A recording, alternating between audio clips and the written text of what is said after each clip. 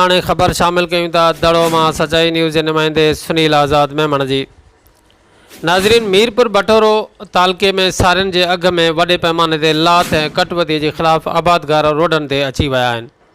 जी नाज़रीन, अव्हांखे दड़ो मां ख़बर जा तफ़सील ॾींदा था हलूं त दड़ो लॻ मीरपुर बटोरो सिमनालो रोड ते सैयद लतीफ़ अकबर शाह, सिकंदर अंग्रेज़, काशिफ़ ख्वाजा, अरबाब ज़करिया मेमण, अता हुसैन शाह, नौमान शोरो ऐं ॿियनि जी अॻुवाणीअ में समें आबादगारनि ऐं हारियुनि पारां धारणू हणी सख़्तु नारेबाज़ी कई वई आहे।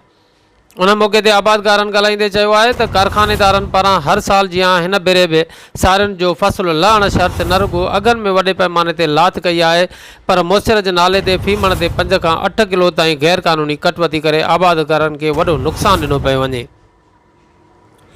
हिननि चयो त सारियुनि जे फी एकड़ ते 40,000 रुपयनि खां 50,000 रुपयनि ताईं ख़र्चु अची चुको आहे। अहिड़ी सूरत हाल में बचत त पंहिंजी जाइ ते, पर ख़र्च बि गिचीअ में पवनि त आबादगार तबिको सख़्तु परेशानीअ में वरतल आहे। हिननि मुतालबो कयो त सारियुनि जे अघ में वाधि करे कटवती वारो सिलसिलो बंदि कयो वञे।